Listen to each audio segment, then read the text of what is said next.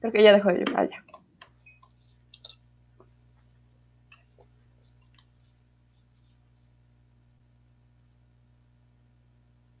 Hola, ¿qué tal? Buenas tardes. Quiero dar el inicio en esta sesión, un poquito platicar con ustedes nuevamente. Ya saben, cada martes, el martes pasado no estuve, pero aquí estoy nuevamente. La decisión de este tema que se llama mujeres usadas, mujeres destrozadas, quiero que entendamos un poquito más la profundidad de lo que es este tema, lo complicado que es. Creo que habemos muchas mujeres que hemos experimentado esta sensación de no ser suficientes para una persona, por lo general estoy hablando de una relación con un hombre en la que terminas bastante dañada y es hasta cierto punto muy injusto toda esta serie de emociones. Podemos ser unas de las mujeres más estudiadas, muy preparadas, profesionales, completas, que te sientes entera, que te sientes feliz contigo misma y no sabes en qué punto de la relación se va perdiendo toda esta esencia de ti misma, en qué momento caes en una serie de manipulaciones, permites ciertos tratos que probablemente siempre defendiste como algo negativo, cuando siempre estuviste defendiendo tus ideales, cuando luchabas por tu libertad, cuando es una mujer que ha luchado por su libertad, no solamente económica, sino la libertad en varios sentidos, que te sientes entera, que te sientes una mujer realizada y de repente estás en una relación en la que empieza a cambiar tu comportamiento, en la que se pierde esa línea tan ligera, en la que no sabes en qué punto o en qué momento, en qué día despertaste y decidiste caer en estas manipulaciones. Y entonces cuando todo termina, cuando simplemente fuiste ya lo suficientemente usada por esta persona, te quedas ahí en un hoyo enorme y no sabes cómo salir y te sientes menospreciada, te sientes usada, te sientes que no vales nada, que probablemente hay una mujer o más de una mujer mucho mejor que tú y estás ahí en el vacío. Creo que varias pueden compartir esta sensación y pueden entender que es tan complicado que tranquila, todo va a estar bien, tú eres muy importante, tú eres muy bonita, todos los halagos que te puedan decir amigos, conocidos, familiares, nunca van a ser suficientes para volver a ser tú misma. Y te quedas ahí preguntándote, ¿en qué momento voy a recuperarme? ¿Cómo voy a resolver todo este destrozo? O eso es el título, todo este destrozo que dejó alguien. Y es increíble pensar que una sola persona le haya costado meses, años, destrozar lo que a ti te ha costado construir por muchos años, por lo que has luchado. Me gustaría bastante que comentaran sus experiencias. Nosotras vamos a tratar de interpretar todo esto que pasa en muchas de nosotras, ya no solo de hablando de mujeres que se han divorciado, mujeres que también han terminado una relación en la que entregaron al 100%, la que dieron todo de sí mismas, y después cuando se termina todo, cuando abrir la realidad, abrir los ojos frente a las cosas que realmente son, entender cada una de las acciones, entender que, pues sí, probablemente no fuiste tú la que causó daño, pero que lo permitiste y que lo dejaste y que aún así la sociedad te exige que vuelvas a agarrar tus cachitos de alma y volver a construirte como si nada y salir al mundo como si nada hubiera pasado.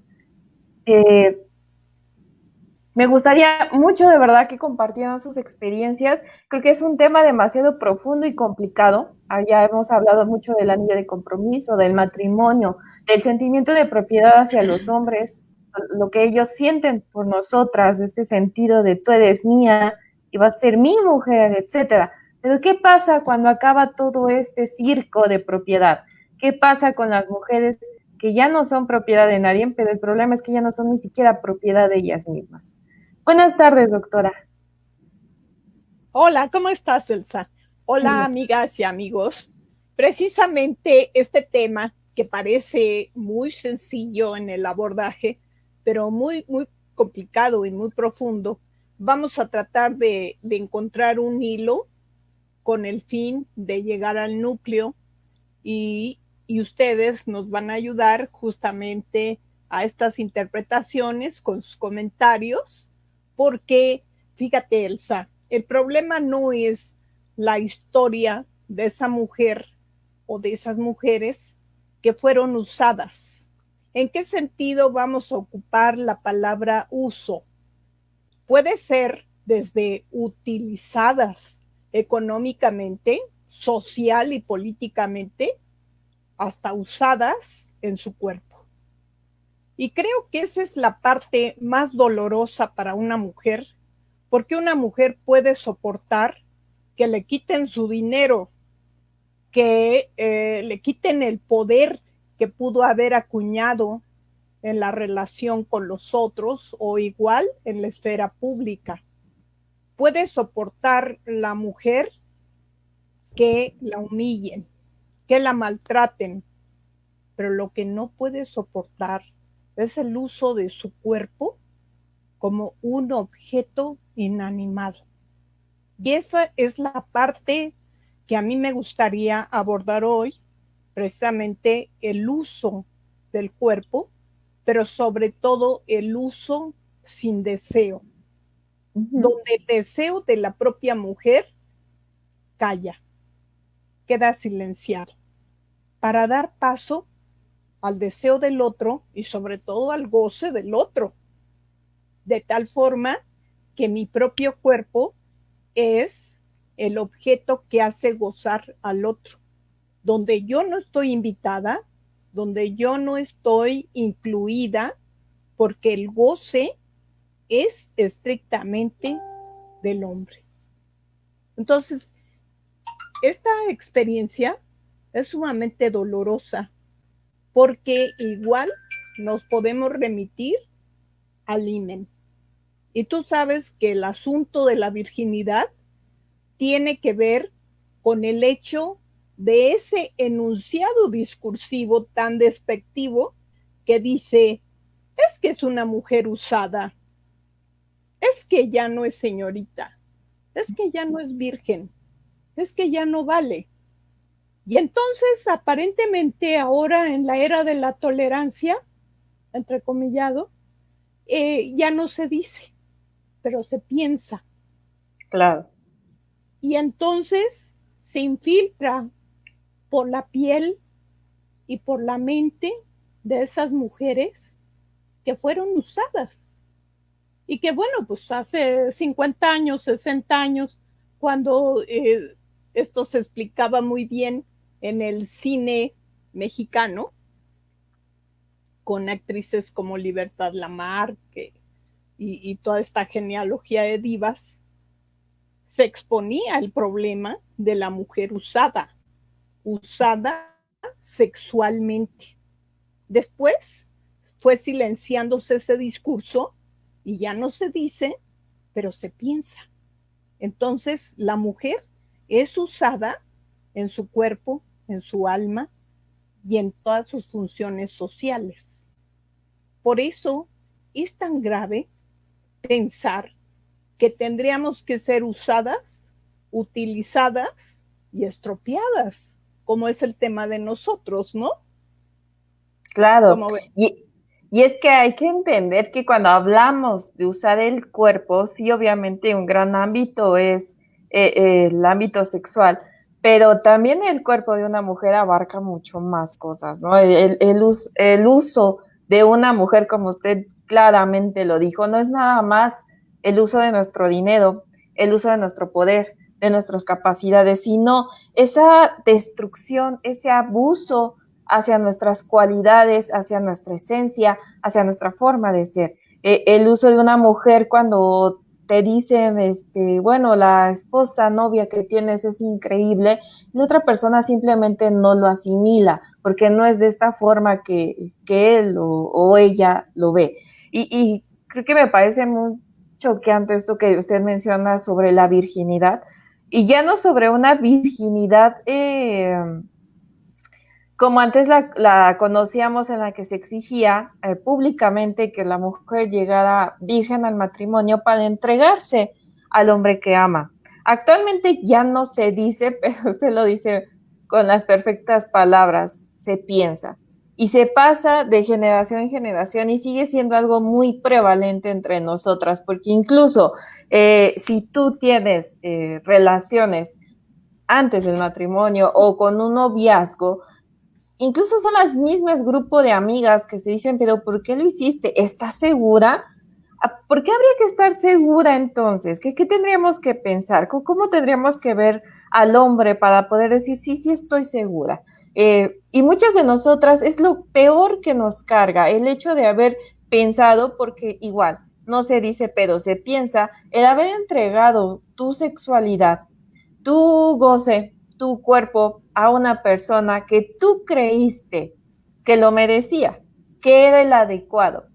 Entonces creo que muy pocos se ponen a pensar qué pasa por la cabeza, por los sentimientos de esa mujer que se da cuenta que no era precisamente que se lo mereciera, o que ella creyó o le hicieron creer que se lo merecía. Y el golpe es demasiado fuerte porque las mujeres se empiezan a sentir utilizadas. Es un tema muy distinto al que hablamos de las prostitutas, en la que hay un intercambio de dinero. En este caso hay un intercambio de sentimientos que no es recíproco y que por lo general no es mutuo. O sea, no es de que yo lo sienta y él también, sino es que muchas veces yo siento que él es indicado y lo voy a hacer y me voy a entregar y le voy a dar cuerpo y alma. Eso es uno de los principales actos que hacemos las mujeres cuando sentimos un cierto enamoramiento. Pero mi pregunta es, ¿qué pasa el después con estas mujeres? ¿Cómo se recuperan? ¿Cómo empiezan a construir ese himen subjetivo? ¿No? Porque bien sabemos que el himen es claramente esta capa súper delgada que se puede romper muy fácilmente en la zona de los genitales de la mujer. Pero el himen subjetivo es lo que a mí me tiene más angustiada, porque es como si les viniera un flashback de estar pensando en estas veces que entregó cuerpo y alma hacia un hombre que después simplemente le dijo gracias, adiós, que te vaya bien, y que todavía tienen esta mala maña de hablar de ellas, ¿no? Estos hombres que divulgan, pues estas frases tan feas, lo siento mucho, las voy a decir, pero que dicen, yo ya me le eché, yo ya le hice de aquí para acá, de aquí para allá, yo ya hice todo con ella, y lo presumen y lo exaltan. Pues imagínense, hay que sumarle este destrozo de la mujer, ¿no? De que de por sí ella se siente usada, y al escuchar estas frases, tan humillantes para nosotras, es realmente complicado. A mí me gustaría entender, doctor, ¿usted qué piensa que pasa con estas mujeres que ya atravesaron todo esto, que están sufriendo con esta virginidad tan subjetiva, tan esencial, y que aparte se enfrentan a los señalamientos, a las voces, a las críticas y hasta a su propia autocrítica? Sí, fíjate que leyendo algunos textos de filosofía griega, me encontré con un bellísimo texto que está en francés que se llama El cuerpo virginal de la mujer en Atenas. Estamos hablando del tiempo antiguo, ¿eh? Pero muy, muy antiguo, donde se marca un significante que después viene a componer un mito de la mujer virgen. Y no estoy hablando del mito como una leyenda, como una falsedad, sino como un conjunto de símbolos que determinan nuestra forma de pensar femenina. Bueno, en este texto del cuerpo virginal, lo que se sostiene es que la mujer tiene un gran tesoro pensando que la virginidad es parte de ella. No la puede regalar, no la puede otorgar por el más sentimiento profundo de amor que tenga un hombre. Ella, como tú dijiste muy bien, se trata de un himen subjetivo, no de un himen corporal ni anatómico. Eso no importa, ¿no? Lo interesante es que el himen subjetivo es primero un tesoro simbolizado en el propio cuerpo. La mujer dice, yo soy mi cuerpo y mi cuerpo tiene virginidad.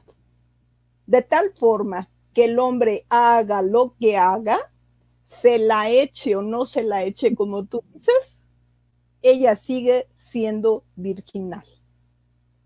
Esto es muy interesante porque quiere decir que aunque tenga relaciones antes, después, durante el matrimonio o con expareja, eso no importa. La mujer se conserva en su virginidad subjetiva. Esa es una parte. La otra parte es cómo el hecho de quitarte el himen significa una posesión automática. El hombre dice, ya le quité el himen, es mía.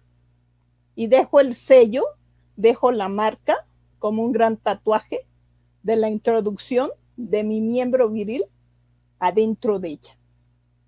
Por eso es verdaderamente enloquecedor cómo esto se ha convertido en un bien público de la cultura patriarcal, de tal forma que el hombre que estrena a una mujer, así lo dicen, sí. Ese hombre es fantástico porque es poderosísimo. Sí. Entonces, de repente decimos, bueno, ¿en qué radica su poder? Pues en su capacidad de penetrar himen, ¿no? Muchos himenes. Y dices, por lo tanto, la virginidad, una vez que se le ha entregado a un hombre, dice el hombre, ya ven, yo puedo y puedo hacer esto y más. Sin embargo, la mujer, como tú dices, queda destrozada y no del himen, sino de su subjetividad, porque algo le han arrancado, no solo la supuesta virginidad que yo le otorgo al otro, sino sobre todo un vacío. ¿Qué le ha regalado el hombre a esa mujer que penetra? Un gran vacío, donde él goza y la otra, aunque sintiera un orgasmo, eso no es ninguna garantía de un goce. Es muy diferente. Puede tener un orgasmo, ¿y eso qué? Pero el goce, el proceso gozoso es de él. Y ella queda convertida, como dice Freud, en un objeto sexual y sobre todo se hace una falsación de la realidad. ¿Qué significa la falsación de la realidad? Una representación simplemente. Y entonces la mujer es representada en un imaginario del hombre que dice, esa mujer es mía. ¿No? Exactamente. Sí. Aquí voy a combinar dos comentarios que tenemos. El primero de Analí dice, pareciera que la virginidad de la mujer es un trofeo tomado por los hombres.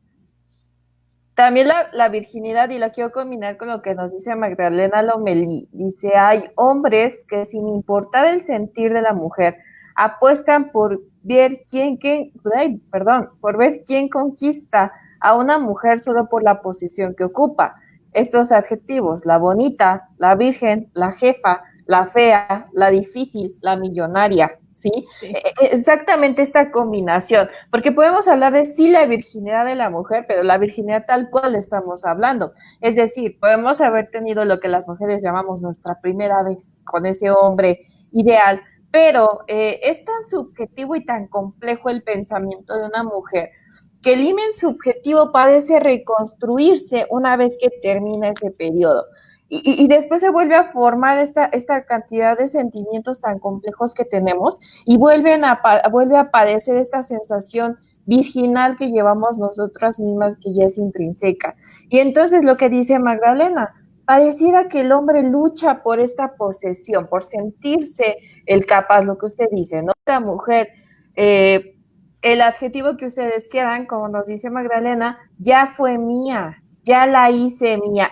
Esa frase tan espantosa de ya la hice mía es exactamente ese vacío que nos dejan a nosotros. Es muy lastimoso escuchar esta frase y esa mujer que queda señalada, así como ya la hice mía, no se siente igual. Nunca va a volver a ser la misma, no se va a sentir bien en esencia, porque una vez que ya pasaste a ser el trofeo de un hombre, pierdes tu propio tesoro, te dejas de sentir ese trofeo y es como si todo lo logrado se va evaporando, se va haciendo cenizas y es volver a construir esta parte. Y entonces la pregunta aquí es, bueno, ya me estoy tratando de construir, vuelvo a ser la bonita, vuelvo a ser la jefa, vuelvo a ser la difícil, vuelvo a ser esta. ¿Realmente lo vuelvo a hacer? ¿En qué momento voy otra vez a construirme de manera interna para sentirme así?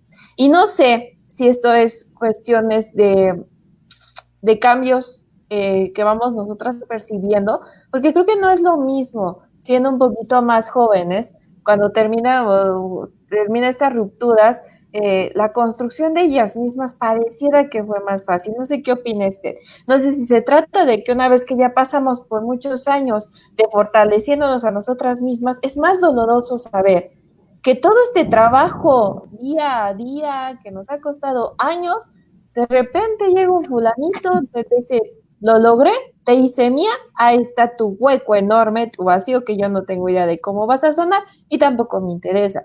Y a esto le sumamos muchas críticas, porque pues, una vez que el hombre lo divulga, digo, creo que se va haciendo incluso más complicado actualmente, ¿no, doctora? Porque ya tenemos esto que las grabaciones, que las fotos, se va haciendo cada vez más difícil, porque entonces sí, el hombre, wow, el hombre logró grabarte y tiene ahí, lo puede difundir y estás tú totalmente exhibida. Y aunque aparezca él también en el video, la única criticada eres tú, porque ¿cómo se te ocurre haberte dejado grabar? Y yo digo, y nadie le pregunta a él, ¿cómo se te ocurrió grabar algo tan preciado como es la entrega del cuerpo? Creo que la tecnología ha hecho esto aún más complicado y más lastimoso para nosotras. ¿Qué opina? Pero fíjate que aquí viene otro problema. No es tanto la grabación, no es tanto el audio o igual la foto, sino lo interesante es la perversión de ese hombre, de cómo juega con un fetiche que es su pene. Su propio pene se convierte en un fetiche que defiende y ama a su pene porque es tan turgente, tan capaz, tan poderoso de apropiarse de la esencia de otra persona a través de su cuerpo, de la esencia de la mujer. Entonces, estamos hablando de una cultura perversa porque no podemos decir, ay, sí, nuestra cultura es muy linda, está llena de artesanías, de objetos lindos, eso es la cultura, ¿no? De repente esa es la deformación de la cultura. No, la cultura es el entramado que todos forjamos en ese mundo de las interrelaciones, de lo simbólico y también de los significados que se juegan en este caso, por ejemplo, de la perversión. Entonces, la cultura patriarcal tiene un discurso perverso y un pensamiento perverso en cuanto que defiende sus fetiches. Y un gran fetiche es el pene. De tal forma que la plática entre caballeros, que pueden ser de todas las clases sociales, eso no importa. Son los estilos del lenguaje simplemente lo que diferencian a un estrato de otro. Pero en el fondo es el mismo. Los caballeros más refinados también hablan de esa huella que dejaron en esa mujer y la exhiben en fotos y en audios. Pero lo que están haciendo es exaltar su fetichismo, su pene, como objeto del fetiche. Igual, un hombre primitivo, básico, que puede explicar la realidad con lo mínimo del lenguaje, hace lo mismo, exactamente lo mismo. quizá con palabras más primitivas, más rupestres, digo yo, pero el efecto es el mismo. Lo que se está entronizando es el pene como fetiche. Entonces, mientras tengamos una cultura de fetichismos, habrá una cultura patriarcal que, primero, no va a reconocer nunca la importancia de la subjetividad femenina, la autonomía de la mujer, su valía, su libertad, nada. Y va a exaltar las capacidades poderosísimas de su fetiche llamado pene. Entonces, el cuerpo de la mujer simplemente es penetrado por un fetiche, no por un amor, no por un simbolismo histórico o clásico o lleno de virtud. No, no, no, no. La mujer es atravesada por el fetiche. Y el dueño del fetiche pues, es el que goza.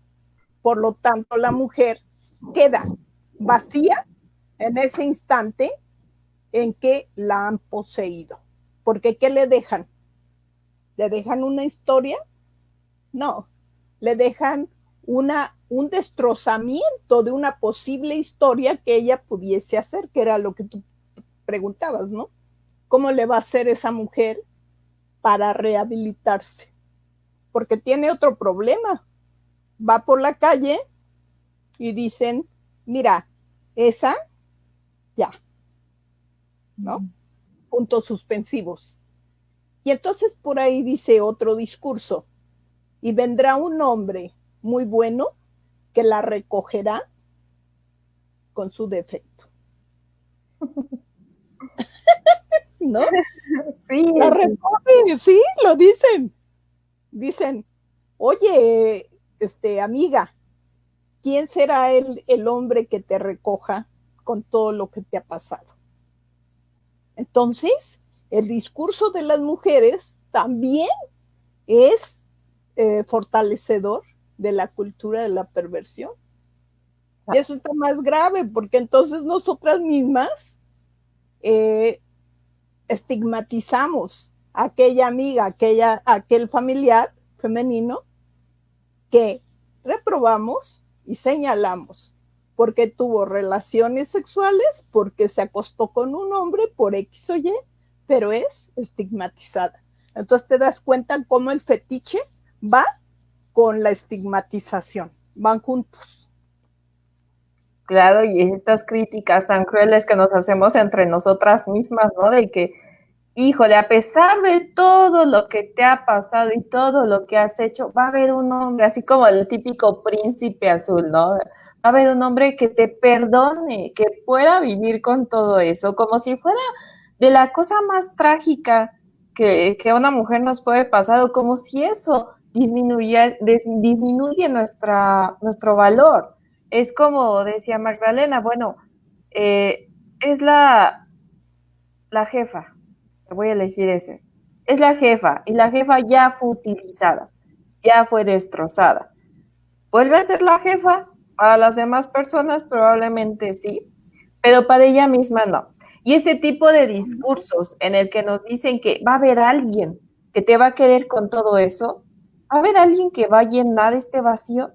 ¿Es realmente esta la solución? Lo dudo mucho que la solución sea el tapar con algo otro vacío que probablemente te deje en otro vacío un poquito más grande. Y entonces aquí empieza este conflicto de las mujeres que se han quedado con este vacío enorme, el vacío en muchos ámbitos, y que no saben por dónde empezar y pareciera que quedan a la defensiva. Y entonces el concepto de amor en ellas se va a distorsionar tan cruelmente que ellas simplemente dicen, yo no quiero volver a pasar por eso. Yo no quiero volver, que alguien más me vuelva a hacer otro daño, a volver a ser burlada por alguien más y a que mi cuerpo sea simplemente un cuerpo y nada más. Y que para mí, que lo entregué como si fuera lo más hermoso del mundo, con todos los detalles, con todos los sentimientos, y que me lo regresaran como un trapo viejo de alguien que ya se aburrió de usarlo. ¿Cómo vuelves a lograr que esta mujer vuelva a abrirse plenamente? Porque pues claramente que no todos los hombres van a ser o van a pretender o van a tener estas perversiones. Pero sí ellas se quedan con la sensación de que posiblemente sí les vuelva a pasar. Y entonces se ponen caparazones enormes, como un tanque de guerra en la que está la mujer oculta y su esencia queda ahí. Y esto es muy dañino no solo para las demás personas que la rodean, sino para ella misma, porque se oculta, se hace pequeña, esta sensación de ser poca cosa para ella misma, que obviamente que los tratos sociales no le van a ayudar, pero que ella misma se va autodestruyendo, se va disminuyendo a un vacío que jamás va a poder llenar. Y esto realmente es lastimoso. Usted como especialista, me gustaría que nos diera un punto de vista de cómo haría una mujer para poder reconstruirse nuevamente. Fíjate que de aquí desprendemos dos vías. Uno, la mujer y su cuerpo virginal, que se no regala, no presta, no da, porque es su cuerpo. Esa es la parte simbólica que yo estaba comentando al principio cuando hablo del cuerpo virginal en Atenas, ¿no? Y que precisamente con ese cuerpo virginal nosotros andamos todo el día de toda la vida. Ese no lo podemos dar porque nos pertenece y es algo forjado simbólicamente a nuestro propio ser. Pero en otra dimensión, nuestro cuerpo se convierte en un objeto sexual. Y ese es el objeto sexual que estamos discutiendo ahora, de cómo es ocupado y utilizado por aquel perverso que solamente pone en juego un pene. Entonces el pene es el vehículo de ese goce, pero de repente el hombre también se quita la investidura de ser pensante, de ser humano, y se cinde. Y entonces dice, yo soy hablado por mi pene. El que habla es mi pene. El que es forzosamente poderoso es mi pene. De ahí viene el concepto de falo que usan en la India, y entonces el falo es la fuerza turgente, universal, cósmica, que después se representa en el pene, porque el falo es muy parecido en imagen mental al pene. Entonces, por eso decimos, bueno, esta cultura falocéntrica, que es la cultura del patriarcado, pone en órbita un centro nuclear que se llama el falo. Entonces, resulta que la mujer no tiene falo, la mujer no tiene pene. A lo más que llega, de acuerdo a Freud, es a tener un clítoris, que podría ser un pene chiquito, que no puede competir con el pene grandote del hombre. Por lo tanto, a nivel de tamaños, el hombre es más poderoso, porque lo tiene grande.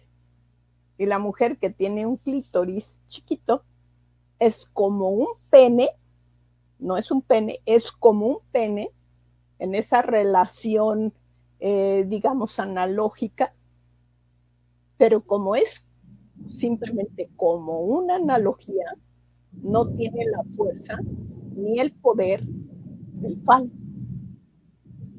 Ahora bien, ¿qué dice el hombre? Y estoy hablando desde Freud. ¿Qué dice el hombre cuando descubre, y cuando es niño, cuando descubre que su hermana y su mamá no tienen pene? No es un reconocimiento de lo corporal ni de lo anatómico. No. El niño dice, mi hermana no tiene, y si no tiene, es que la castraron. Y por lo tanto yo tengo miedo que también me castren. De ahí se desprenden muchas psicopatologías. la neurosis, la psicosis y la propia perversión. Pero el hecho es que hay un reconocimiento infantil de esa niña y después de esa mujer que no tiene falo, no tiene pene, porque está castrada. Entonces, a partir de ese concepto de castración, es como nosotras nos movemos en la sociedad. Son mujeres castradas, por lo tanto, incapaces, inferiores, incompletas, no podemos, y diversidad de explicaciones que podríamos decir de cómo en la cultura patriarcal somos situadas como seres castrados, incapaces de tener un pene y un falo. Fíjate. Lo curioso es que a lo largo de la historia las mujeres hemos tratado de librarnos de esta frustración fálica, ¿no? Es muy interesante ver cómo al paso, el cambio de las eras, la mujer hace pequeñas batallas por querer librarse de esta castración. Voy a poner un ejemplo muy simple. Les voy a platicar de una paciente que le gustaba entrenar en un entrenamiento físico de fuerza demasiado extenuante para ella misma.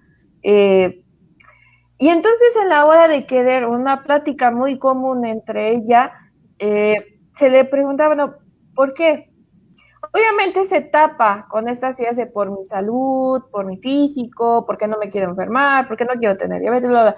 Pero entre la escarbación de la información, ella dijo, porque yo no quiero ser débil, yo me quiero ver fuerte. Y ahí te das cuenta que esta sensación de castración y de inferioridad, de porque yo no tengo un falo, él sí, él es más fuerte que yo, él es más poderoso que yo, independientemente del puesto que tengamos, va a estar clavado ahí.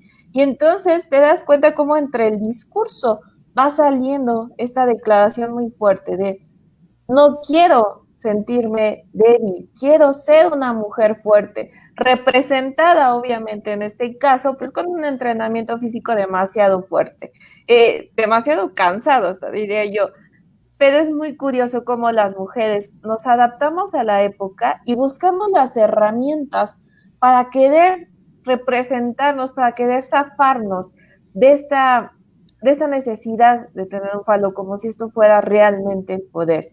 Y creo que aquí es uno de los problemas principales, porque entonces yo sigo siendo un cuerpo usado a lo que quiera el hombre, a lo que quiera el falo, lo voy a seguir siendo usado de esta forma. Y el reconstruirme es un proceso demasiado fuerte porque es también entender que no soy igual a él, que puedo ser fuerte de otras formas, adquirir fortalezas de muchas otras formas, pero que estamos sometidas a estas sensaciones muy inconscientes que tenemos todas, que todas las compartimos y que la tratamos de sacar de cierta forma. Hablábamos de las prostitutas, hablábamos de las mamás, de las esposas. Creo que este vacío que deja el falo dentro de nosotras no es nada más la destrucción del INE o la introducción de un pene a la vagina de una mujer, sino es la introducción del pene en la mentalidad y en la sensación y en el alma de una mujer. Creo que esto es uno de los más graves. Y bueno, nos vamos despidiendo un poco porque el tiempo se va acercando cruelmente. Analí nos comenta, creo que tanto el placer, el falo y todos estos simbolismos sexuales ha creado la idea que el porno es la Biblia de la sexualidad y del placer. Por ende, el placer es inexistente para las mujeres. Yo creo que la pornografía es demasiado evidente, claro ejemplo de que las mujeres vamos a seguir siendo un cuerpo objeto, un trapito a usar y ya, eso es todo. Y el daño que genera, imagínense el daño que generan también en estas mujeres de verse a ellas mismas en una pantalla, siendo usadas de esta forma, por mucho que una mujer te diga que no pasa nada, que es su profesión, nos cala y nos deja muy, muy heridas. Claro, y sobre todo antes de irnos en esta transmisión, es importante destacar que nuevamente la recuperación del valor y de la idea del cuerpo virginal es muy importante. La mujer puede ser anciana, pudo haber tenido una familia muy larga, pero sigue siendo un cuerpo virginal. Eso nunca se lo van a quitar.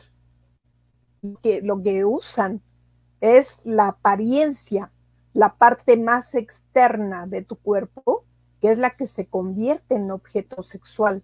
Es el motivo de toda esta plática. Pero mujeres podríamos recuperar el simbolismo de nuestro cuerpo virginal, conservarlo hasta el último día de nuestra existencia, porque eso es muy nuestro. Eso no nos lo pueden quitar. Nosotras somos vírgenes, de esas vírgenes de la época griega, las que ni siquiera Zeus podía penetrar. Y con esto nos despedimos. Les agradecemos mucho su compañía y sobre todo sus comentarios, ¿verdad, Elsa? Claro que sí, agradecemos que estén con nosotros cada martes, que participen, o sea, que nos platicaran un poquito más, desahóguense. Pero aún así, aunque esté publicado después el video, pueden hacer sus comentarios y nosotros con mucho gusto los comentamos el siguiente martes. Pero vamos a tratar de seguir enlazando estos temas. Si se dan cuenta, cada uno de los temas tiene su seguimiento, van de la manita. Entonces no podemos evitar tocar un tema y olvidarlo ahí. Y pues bueno, yo también les agradezco su presencia, su cariño, su participación y pues no nos queda de otras que decir, mujeres, hay que reconstruirnos desde la parte más mínima rota, desde lo más chiquito, desde ese pensamiento, y está bien sufrir y está bien que nos hayan lastimado. Aquí lo interesante es ver cómo poco a poquito podemos retomar todas estas piezas y como bien dice la doctora, la parte virginal, ese himen subjetivo, tenemos que cuidarlo a capa y espada y va a estar ahí en compañía de nosotros, aunque nos hayan puesto como un trapo, aunque hayamos sido el objeto de goce de una persona, del aprovechamiento sexual, mental y económico de una persona, hay que recordar que nosotros seguimos siendo nosotras mismas, que seguimos siendo valiosas y que lamentablemente quien está muy grave herido es esa persona, no nosotras. Muchas gracias. Sí, sigamos en estas conversaciones insensatas. Claro Hasta que luego. Sí. Hasta luego. Gracias. Adiós.